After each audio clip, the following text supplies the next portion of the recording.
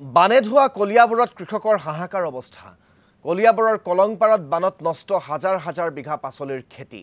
পানী শুকুৱাৰ পিছতো পথাৰত দুৰ্যোগৰ ছবি দেখি মূৰে কপালে হাত দিছে কৃষকে। বানত নষ্ট হ'ল বৰভগীয়াৰ ৩জন যুৱ খেতিয়কৰ ২৬ বিঘা মাটিৰ শস্য।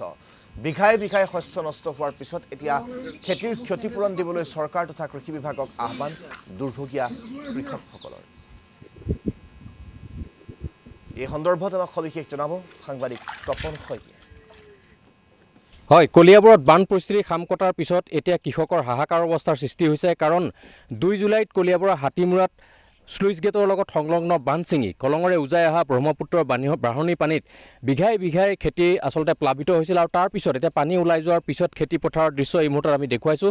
কেমেৰা পাৰ্চন প্ৰণৱে দেখুৱাইছে যে এনেধৰণে বিঘাই বিঘাই জলকীয়া খেতি, বেঙেনা খেতি বা বিলাহী খেতিকে ধৰি বিভিন্ন তৰহৰ খেতি ইতিমধ্যে নষ্ট হৈছে। আৰু এই মুহূৰ্তত আমি উপস্থিত আছোঁ কলিয়াবৰৰ নিজ বৰভগীয়া অঞ্চলৰ এখন পথাৰত, কলঙৰ পাৰৰ এখন পথাৰত। আৰু ইয়াত বিভিন্ন ধৰণৰ শস্যৰ খেতি কৰা হৈছিল, কিন্তু এই খেতিসমূহ এতিয়া সম্পূৰ্ণৰূপে নষ্ট হোৱা পৰিলক্ষিত হৈছে। আৰু পানী ওলাই যোৱাৰ পিছত এতিয়া এনেধৰণে গছসমূহ যিসমূহ আছে সেইসমূহ শুকাই যোৱাৰ পৰিলক্ষিত হৈছে, যাৰ ফলত এতিয়া মূৰে কপালে হাত দিব লগা হৈছে কৃষকসকলে।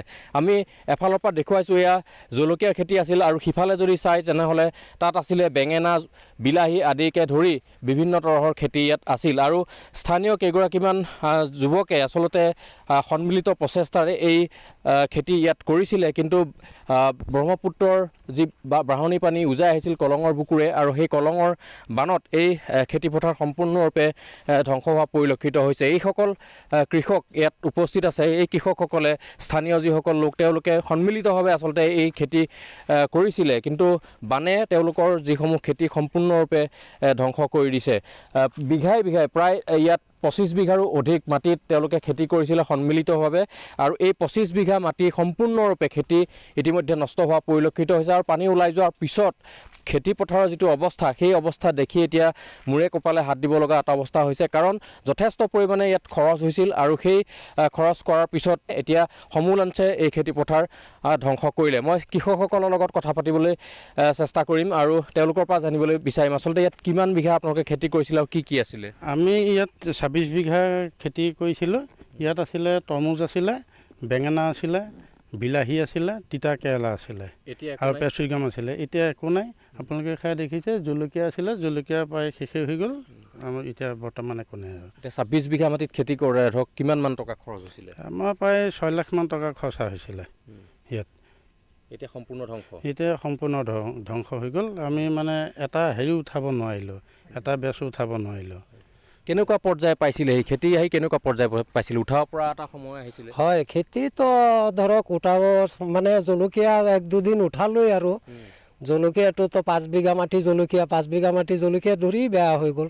খালি অকল ৫ বিঘা মাটি জলকীয়া নহয়, প্ৰায় ৯ বিঘা মাটি তৰমুজ আছিলে, ৫ বিঘা জলকীয়া আছিলে, ৪ বিঘা বেঙেনা আছিলে, আৰু তিতা কেৰেলা আছিলে, আৰু বিভিন্ন ধৰণৰ আৰু বহুত কিবা কিবি আছিলে। কিন্তু আৰু এটা বস্তু মিছ হৈ গ'ল, আমাৰ এই কবিৰ পুলিটো যে আমাৰ ধ্বংস হৈছে, এই কবিৰ পুলিটো প্ৰায় ১০ বিঘা মাটিৰ কবিৰ পুলি। এতিয়া ১০ বিঘা মাটি আমি সিফালে ৰেডি কৰিবলগীয়া হৈছে। ইফালে ধৰক 10 বিঘা ধৰিলেতো বহুত মাটি হৈ যায়, কিন্তু পুলিটো আমি লগোৱা নাই, লগামহে। তাৰ ভিতৰতে আৰু বানপানী আহি ধ্বংস কৰিলে। আৰু আমালোকে যিখিনি বিলাহী বেঙেনা আছিলে, দেখিছোঁ বেঙেনা গছ আছে, বিলাহী গছ আছে, সেইখিনি উৎপাদন হৈছিল নেকি? সেইখিনি মানে বিলাহীটোতো আগত চেচ, এতিয়া বেঙেনাটো খালি আমি উঠাব ধৰক 10 কেজি 15 কেজিমান বিক্ৰী হৈছে। আৰু বিলাহী বেঙেনাটো লাগি আহিছিলে, আৰু তিতা কেৰেলাটো লাগি আহিছিলে, তিতা কেৰেলাটো গ'ল। আৰু তৰমুজটোতো আধা তৰমুজ আমাৰ বেচিবলৈ হৈছিলেই, আৰু কিন্তু বেচিব নোৱাৰিলোঁ, আৰু দুৰ্ভাগ্য একদম চবখিনি ধ্বংস হ'ল।